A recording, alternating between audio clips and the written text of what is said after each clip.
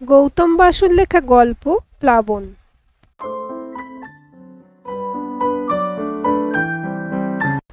ককপিটের পিছনের টয়লেটের ভিতরে ঢুকে তৃণা তাড়াতাড়ি দরজাটা লক করে দিল। এই এক অশান্তি হয়েছে। হঠাৎ হঠাৎ করে এত খারাপ লাগাটা বেরিয়ে আসছে যে নিজেকে সে সামলাতে পারছে না। লন্ডন থেকে দিল্লির ফ্লাইটে সময়ও প্রচুর লাগে। প্রথম দিকে সবারই সব যাত্রীরই নানা রকম চাহিদা থাকে, কিন্তু এই ৩-৪ ঘন্টার পরই সবাই মোটামুটি ঘুমে তোড়জোড় করতে থাকে। আর তৃণার মতো এয়ার হোস্টেসদের তখন খুব একটা কাজ থাকে না। আর তৃণা দেখেছে যে যখনই তার কাজের চাপ কম থাকে তখনই তার মনের চাপ বেড়ে যায়। এই টানাপোড়েন তার বেশ ২-৩ মাস ধরেই চলছে, যবে থেকে সেই ঘটনাটা ঘটেছে। এমনিতে তো বেশ ভালোই ছিল, এত ভালো মাইনের চাকরি, এত গ্ল্যামার এই চাকরিতে, সবাই বেশ একটু অন্য নজরেই দেখে। বাড়িতে বাবা মার সুখ স্বাচ্ছন্দ্য, আজ সবই তার এই চাকরির সুবাদে। সবাই বলে ছেলের মতো কাজ করছে তৃণা। এটা শুনলেই তৃণার খুব মাথাটা গরম হয়ে যায়। কেন, মেয়েরা কম কিসে? কই কোনোদিন তো কেউ বলে না কোনো ছেলেকে যে মেয়ের মতো কাজ করেছ। অথচ মেয়েরা পারে এমন প্রচুর কাজ আছে যা ছেলেদের দ্বারা সম্ভব নয়। আজ প্রায় ৩ বছর তার হয়ে গেল। সবার কাছে সে খুব প্রিয়, কিন্তু এরকমটা যে ঘটতে পারে সে কোনোদিন বুঝতেই পারেনি। বিক্রমের সাথে তার আলাপ প্রায় ২ বছর আগে। আগে সে কিংফিশারে ছিল, কিন্তু বন্ধ হয়ে যাওয়ার পর সে এয়ার ইন্ডিয়াতে জয়েন করে। পাইলট হিসেবে খুবই সুনাম, আর একটু বেশি রকম স্মার্ট আর সুদর্শন। সব মেয়েরাই তাকে দেখে কেমন যেন করে। প্রথম ৩-৪ মাস তো তৃণা একদম আশপাশেও থাকতো না, বরং অন্য মেয়েরা বিক্রমের সাথে যাকে বলে লেপ্টে থাকতো। এসব তৃণার একদমই পছন্দ নয়। আবার তৃণা নানা জায়গা থেকে শুনতো যে বিক্রমের স্বভাব চরিত্র খুব একটা নাকি সুবিধার নয়। না, তৃণা সেসব খুব একটা বিশ্বাসও করেনি। একদিন বিক্রমই এসে তৃণার সাথে আলাপ করে। সেদিন তৃণার হাতের তালু সত্যিই ঘেমে গেছিল। বিক্রমের কথা বলার ধরন, সহজাত ব্যাপারটাই তৃণাকে হয়তো একটু আকৃষ্ট করেছিল। বিক্রম সরাসরি তৃণাকে জিজ্ঞাসা করেছিল, তুমি কি আমাকে একদম পছন্দ করো না? কেন, আমি কি বাঘ না ভাল্লুক? এরকম এড়িয়ে যাও কেন? তৃণা গম্ভীর হয়ে বলেছিল, এ কথা হঠাৎ আপনার মনে এলো কেন? আরে, এত মাস হয়ে গেল আমরা একসাথে এতবার ফ্লাই করছি, কই কোনোদিন তো কোনো কথা হয়নি আমাদের। ব্যাস, সেই শুরু। তারপর কি করে যে বিক্রমের সাথে যোগাযোগটা এতটা বেড়ে গেল, তৃণা অনেকবার ভেবেওছে যে এটা কি বন্ধুত্ব, না তার থেকে কিছু বেশি। কিন্তু নিজের ভিতর থেকে সে সেরকম কিছু সাড়া পায়নি। কিন্তু হ্যাঁ, বিক্রমের কথা বা তার সাথে সময় কাটাতে তার ভালো লাগতো, এটা অস্বীকার করার উপায় নেই।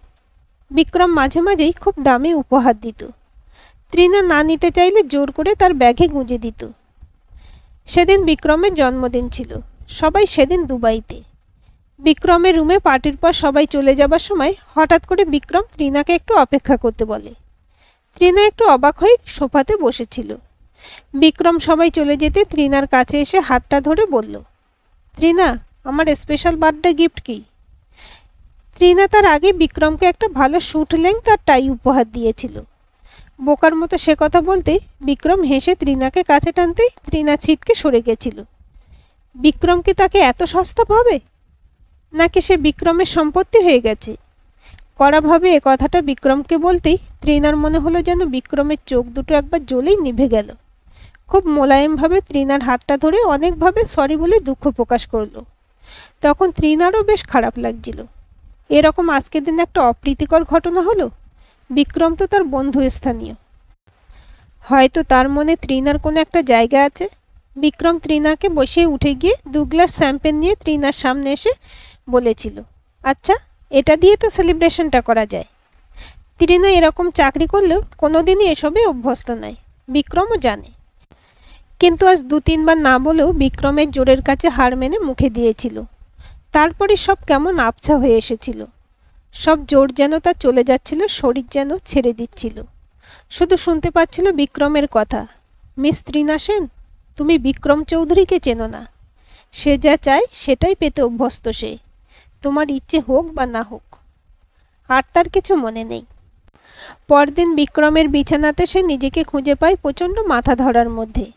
সে বুঝতেই পেরেছিল যা পাবার বিক্রম সবই পেয়ে গেছে। নিজেকে এত নোংরার অপবিত্র লাগছিল। বিক্রমকে সামনে দেখে মনে হচ্ছিল একটা জানোয়ারের সাথে কি করে সে বন্ধুত্বের মতো একটা পবিত্র সম্পর্ক রেখেছিল। বিক্রমকে একবার হিসের স্বরে সে শুধু বলতে পেরেছিল যে সে সবাইকে বলে দেবে, পুলিশে খবর দেবে। বিক্রম হেসে বলেছিল, পাগলামি করো না ত্রিনা, পুলিশ এসে কি করবে? তোমার টেস্ট করবে, কিন্তু কিছুই পাবে না। আমি এসব ব্যাপারে কোনো প্রমাণ কোনোদিনই রাখিনি, আজও রাখিনি। তাই কোনো লাভ নেই, বরং তোমারই ক্ষতি। ওই কথাটা শোনোনি? ছেলেরা খারাপ হয় না, মেয়েরা খারাপ হয়। আর আজকের দিনে এসব কেউ ভাবেই না। বরং আমি অবাক যে তোমার এরকম এক্সপিরিয়েন্স প্রথম। এই প্রফেশনে তো সব মডার্ন মেয়েরাই আসে, তুমি তো এক্সেপশনাল। রাগে ঘেন্নায় ত্রিনা কোনো কথা বলতে পারছিল না।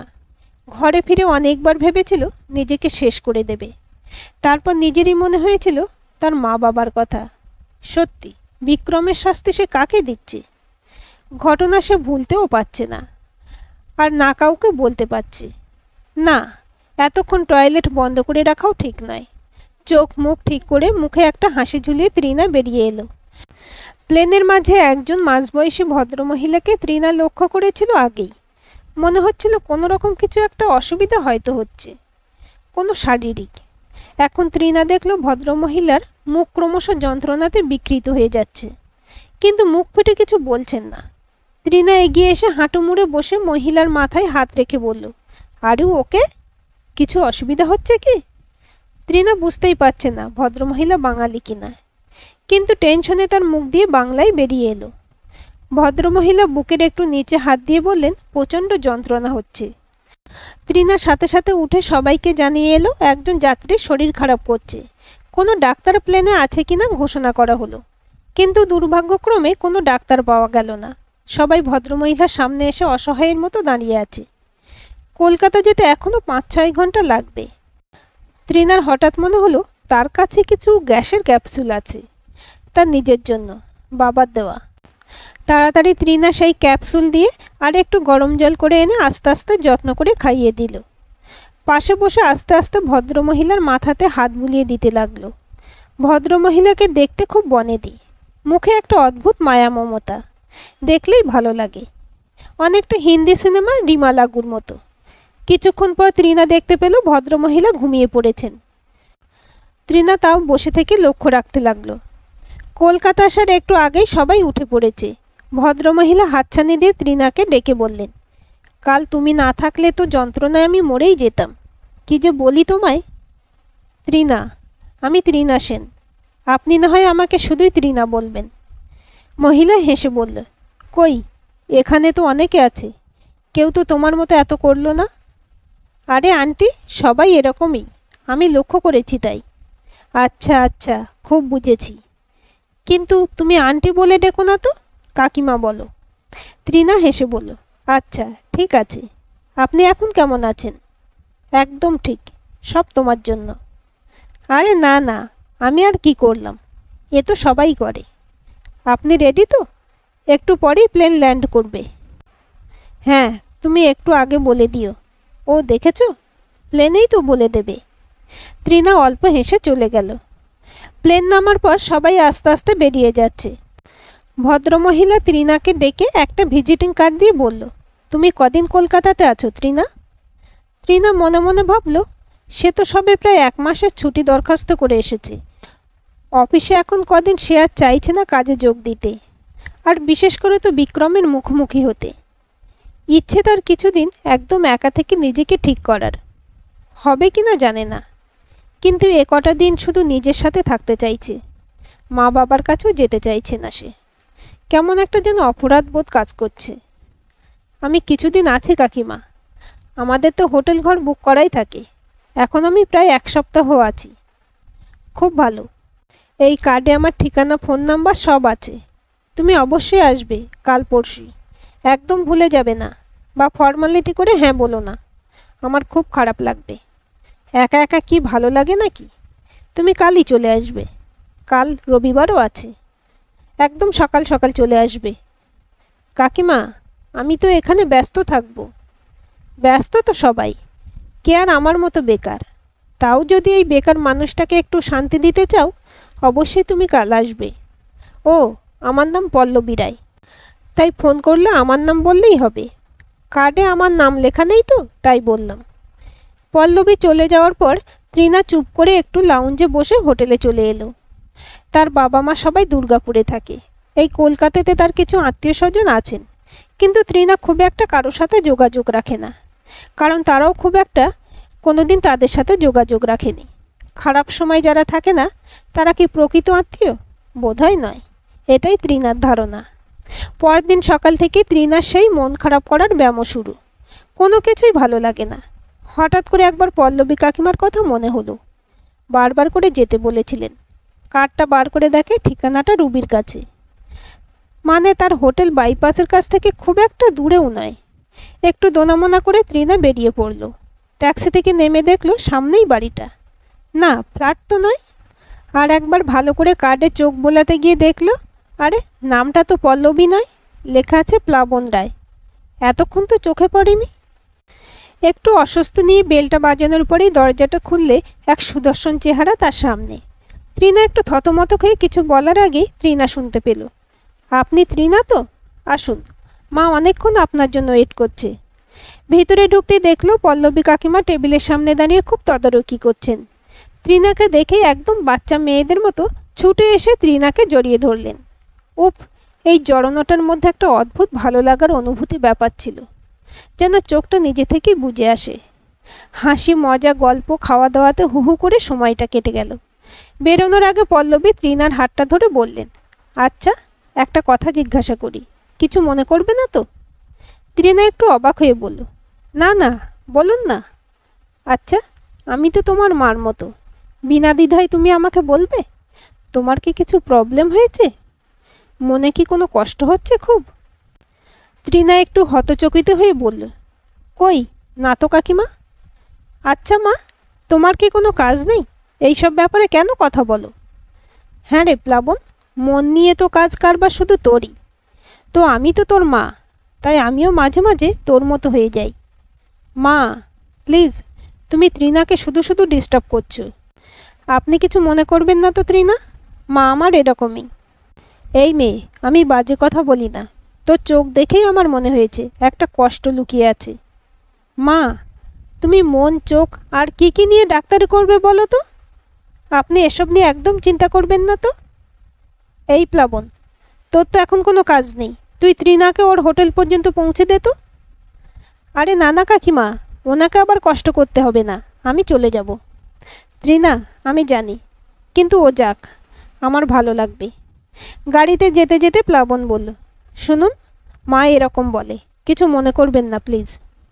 আরে না না, উনি খুব ভালো মানুষ, আমার ওনাকে খুব ভালো লাগে, মনে করার কোনো প্রশ্নই নেই। আপনি কি করেন সেটা তো জানা হলো না এত কথার মধ্যে। আরে মশাই, আমি হলাম বেকার মানুষ, আসলে কোনো কাজের লোক নই, বুঝলেন? তবে একটা কথা বলি, আপনি যদি কিছু মনে না করেন তাহলে বলবো। তৃণা একটু হেসে বলল, আচ্ছা, কিছু মনে করব না, আপনি নিশ্চিন্তে বলতে পারেন। প্লাবন গাড়িটা একটু সাইড করে বলল, মা কিন্তু আজ খুব একটা ভুল বলেনি। আপনি কি মানসিকভাবে খুব ডিস্টার্বড? না, আমার এটা আগেই মনে হয়েছে। মনে হচ্ছে আপনি খুব কষ্টে আছেন। আমি জানি না আপনি আমাকে বলতে পারবেন কি না। যদি বলতে পারেন, আমি হয়তো আপনাকে একটু হলেও হেল্প করতে পারি। না, আমি জানি আজই আপনার সাথে আমার পরিচয়। আপনি আমাকে বন্ধু হিসেবে মনে করতে পারেননি, আর সেটা করাও সম্ভব নয়।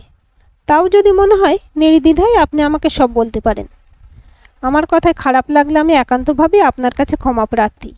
কিন্তু আপনার চোখ আপনার মুখের সাথে সাথ দিচ্ছে না, সে তো অন্য কথা বলছে। আর আপনি খুবই অন্যমনস্ক, এটা তো প্রমাণিত। তৃণা অবাক হয়ে বলল, কিভাবে প্রমাণিত হলো যে আমি অন্যমনস্ক? প্লাবন একটু হেসে গাড়িটা স্টার্ট করে এগোতে লাগলো। নিন, আপনার হোটেল এসে গেছে। সাবধানে থাকবেন, আর সম্ভব হলে কম ভাবার চেষ্টা করবেন। এটা ধরে নিন একটা উপদেশ নতুন বন্ধুর কাছ থেকে, যদিও বন্ধু হবার মতো সময় আমরা পাইনি।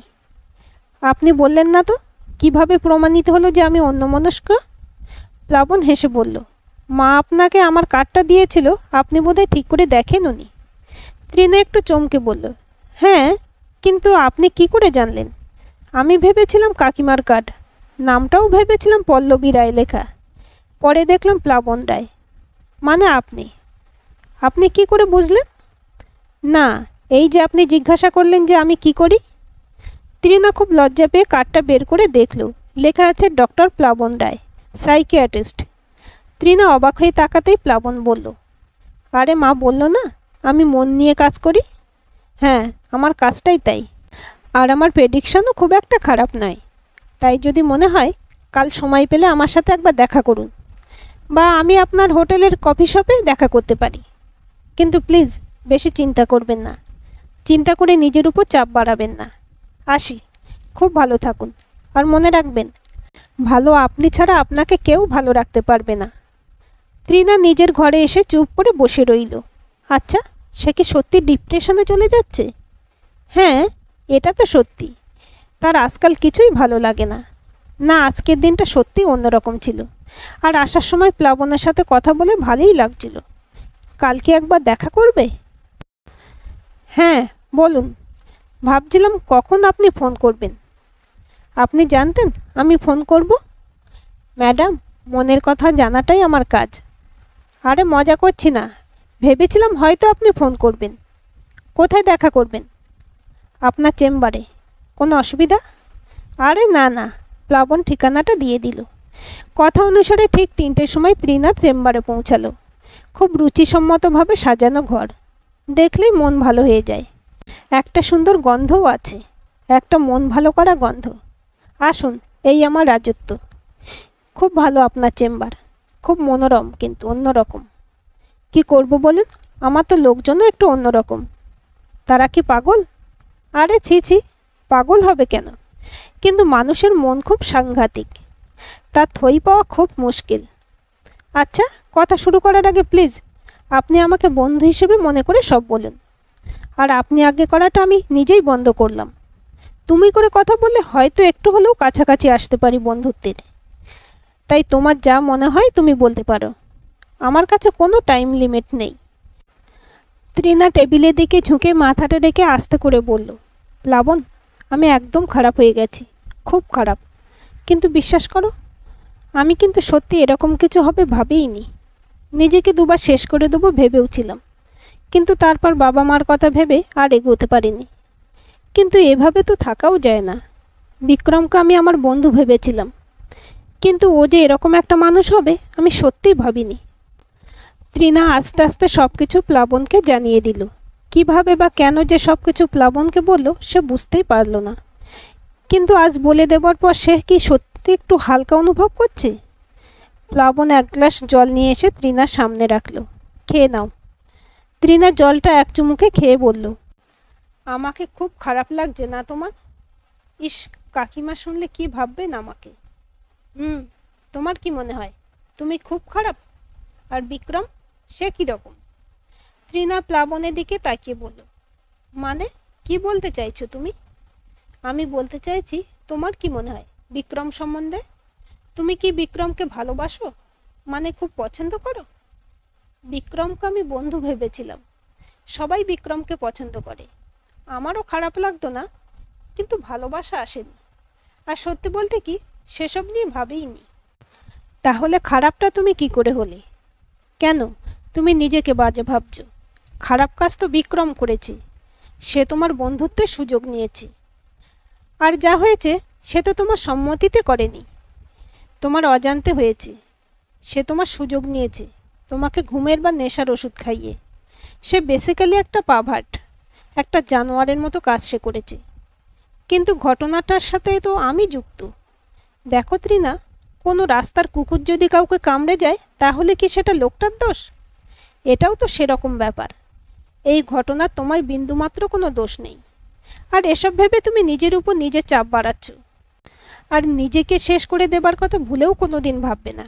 জীবন খুব সুন্দর, আর এই সুন্দর রাখার দায়িত্ব আমাদের নিজেদের। কিন্তু আমরা নিজেদের বিনা কারণে দোষারোপ করে তাকে আরও কমপ্লিকেটেড করে তুলি, যেমন তুমি নিজেকে করে ফেলছো। প্লিজ নিজেকে দোষী ভাবাটা বন্ধ করো, ভালো থাকার চেষ্টা করো। পৃথিবী অনেক সুন্দর, অনেক ভালো জিনিস আছে। নোংরা লোকের নোংরামিকে এত প্রশ্রয় দিও না। আচ্ছা, তুমি কদিন এখানে আছো? আমি ছুটি নিয়েছি প্লাবন, নিজেকে বোঝার জন্য, নিজেকে সময় দেবার জন্য। শোনো ত্রিনা, তোমার নিজেকে বোঝার কিছু নেই, তুমি একদম ঠিক আছো। আচ্ছা, তুমি কদিন না হয় আমাদের সাথে থাকো। আজই তুমি আমাদের বাড়িতে চলে এসো। কদিন আমাদের সাথে থাকো, তারপর তুমি না হয় তোমার বাড়ি চলে যেও। না না, তা কী করে হয়? কাকিমা কি ভাববেন? আরে, মা জানে আমাকে, ওসব তোমাকে চিন্তা করতে হবে না। তুমি প্লিজ আমাদের বাড়ি চলে এসো। ত্রিনা একটু দোনামোনা করার আগেই প্লাবন তাকে জোর করে তার হোটেলে পৌঁছে দিয়ে এলো। বিকেলে ত্রিনা প্লাবনদের বাড়িতে ঢুকতেই পল্লবী বলে উঠলেন, যাক, আমার ছেলেটা তাও একটু বুদ্ধিশুদ্ধি হয়েছে। এটা তো ঠিকই, ত্রিনা এ শহরে তুমিই বা কেন একা থাকবে? আর আমরা না হয় কদিন একসাথেই থাকলাম। সত্যি, এ বাড়িতে একটা অদ্ভুত শান্তি আছে। মা ছেলের সম্পর্ক যে এত ভালো আর বন্ধুর মতো হতে পারে, না দেখলে বোঝাই যেত না। সারা দিন হাসি মজা ঠাট্টাতে তারা চলে। প্লাবনের বাবা অনেক আগে মারা গেছেন, সেটা নিয়েও পল্লবী বলেন যে তাদের মধ্যে লং ডিস্টেন্স রিলেশনশিপ আছে, একটু বেশি লং, লাইফ অ্যান্ড ডেথের মতো। ত্রিনা, আমি ভাবিই না যে সুনীল আমার কাছে নেই। সে তো আমার সবখানে আছে, সব কিছুতেই তো সুনীল আছে। হ্যাঁ, চোখ খুলে তাকে দেখতে পাই না, কিন্তু চোখ বন্ধ করলে তো সে আমার সামনে।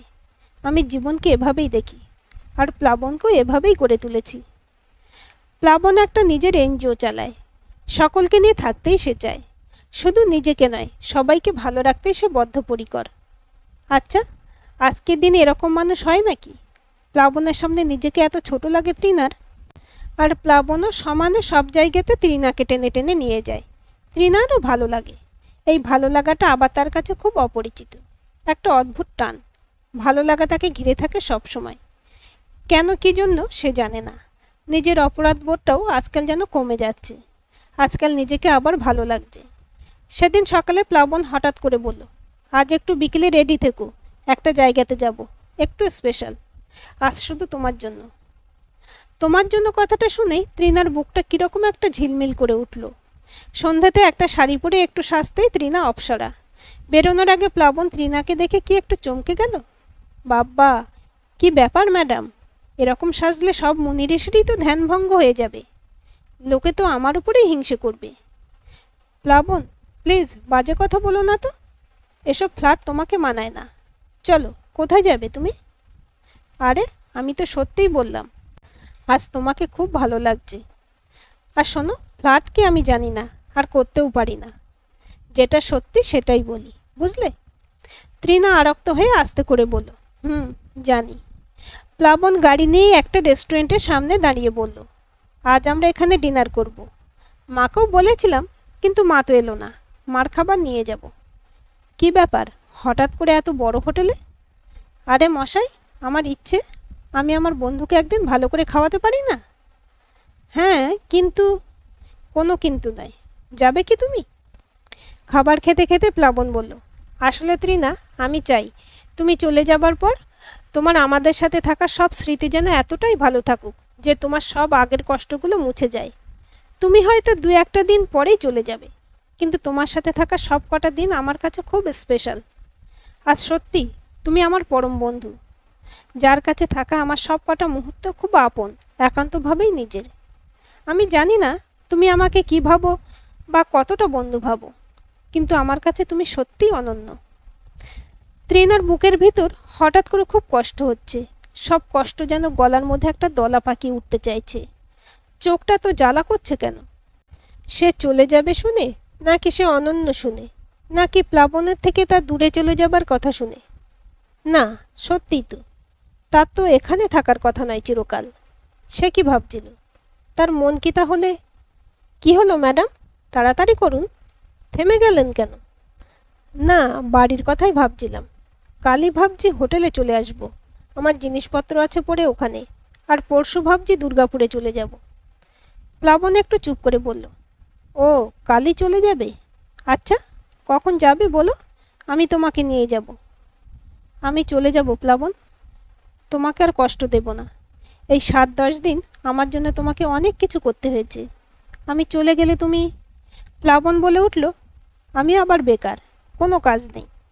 ইস, ছি ছি, তা কেন? আমি তো জানি তুমি কত ব্যস্ত, তোমার কাজ, তোমার রুগী, তোমার পড়াশুনো। আমার জন্য তো সত্যিই এই কটা দিন সেভাবে সময় দিতে পারোনি। আমার প্রায়োরিটি ছিলে তুমি, তাই আমি অন্য কিছু ভাবিনি। খুব মনে হচ্ছিল জানো, তোমাকে তোমার কাছে ফিরিয়ে দেবার জন্য। জানি না আমি কতটা তোমাকে ফিরিয়ে দিতে পেরেছি। তুমি আমাকে অনেক কিছু দিয়েছো প্লাবন, তুমি আমাকে ভরিয়ে দিয়েছো সব কিছু দিয়ে। আজ আমি শান্ত, ভালো আছি। আমি তোমার কাছে সারা জীবনের মতো ঋণী। জানি না কিভাবে বা কোনো দিন এই ঋণ শোধ করতে পারবো কিনা। দরকার নেই, শোধ করলে তো ভুলে যাবে আমাকে। তৃণা কিছু কথা না বলে উঠে পড়ল। পল্লবী অনেকবার তৃণাকে আর কটা দিন থেকে যাবার কথা বললেন, কিন্তু তৃণা আর থাকলো না।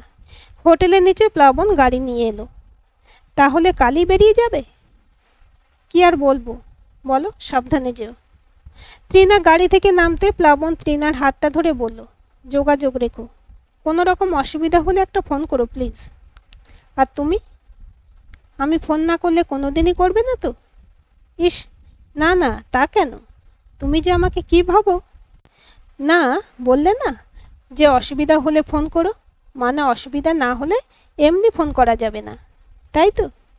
আসলে প্লাবন, তুমি তো এরকম পাগল দেখে দেখে অভ্যস্ত, তাই তোমার কাছে এটা নতুন নয়। কিন্তু আমি তো এরকম মানুষ বা ডাক্তার আগে দেখিনি, তাই আমার ব্যাপারটা অন্য। তোমার বোঝার ক্ষমতা হয়তো নেই। চোখের জল কোনো ক্রমে আটকে তৃণা হোটেলে ঢুকে গেল। হোটেলের ঘরে ঢুকেই তৃণা সব আগল ভেঙে কান্না উপচে পড়ল। কতক্ষণ যে এটা চলল সে নিজেও জানে না। দরজাতে বেলের আওয়াজে মুখ মুছে দরজা খুলতেই দেখল প্লাবন দাঁড়িয়ে আছে। এ কি, তুমি যাওনি এখনো? ভিতরে আসবো একটু? প্লাবন ভিতরে ঢুকে বলল, না, যাইনি তো। কেন? কি জানি, বোধহয় অসুবিধা হচ্ছিল। কিসের অসুবিধা? না, একটা পাগলি মেয়েকে ছেড়ে দিলাম, সে কি অবস্থাতে আছে সেটা না দেখে কি করে যাই? এত চিন্তা না করলেও চলবে। না, যদি ঠিক দেখতাম তখন তো অন্য একটা অসুবিধা হতো, সেটা আমার, কিন্তু এখন যেটা দেখলাম সেটা ঠিক আছে। কি দেখলে এখন? দেখলাম সে কেঁদে কেঁদে চোখ ফুলিয়ে ফেলেছে। তারও হয়তো একটু অসুবিধা হচ্ছে। কিছু হচ্ছে না, তুমি যাও। কিন্তু ম্যাডাম, আমার যে খুব অসুবিধা হচ্ছে বুকের এইখানটাতে। কি জন্য? তোমার জন্য। বাজে কথা। আমি তো বাজে কথা বলি না। প্লাবন তৃণাকে ধরে বলল, তৃণা, আমি জানি না কেন, কিন্তু তুমি এভাবে চলে যাচ্ছে শুনে আমার খুব কষ্ট হচ্ছে। প্লিজ যেও না। তৃণার চোখ উপচে জল পড়েই যাচ্ছে। কিন্তু প্লাবন, আমি তোমার যোগ্য নই। আমার তো সবই চলে গেছে সেদিনই। আমি তো ভার্জিনও নই। চুপ করবে তুমি? শারীরিক ভার্জিনিটিতে কিছু যায় আসে না তৃণা। তোমার মন তো ভার্জিন, আর সেখানে কি আমার জায়গা থাকতে পারে? তৃণা প্লাবনের বুকে মুখটা রেখে চেপে বলল, কিন্তু আমি যে ভিতর থেকে ভেঙে চুরে গেছি। প্লাবন জোরে তৃণাকে জড়িয়ে ধরে বলল, আমি এমন করে ধরে রাখবো যে সব টুকরো জুড়ে যাবে আমার পাগলির। সত্যি আজ প্লাবনে ভেসে যাচ্ছে তৃণা। আজকের এই গল্পটি আপনাদের কেমন লাগলো কমেন্ট করে জানাবেন। ভালো লাগলে অবশ্যই একটা লাইক দেবেন আর চ্যানেলটি সাবস্ক্রাইব করে সাথে থাকবেন।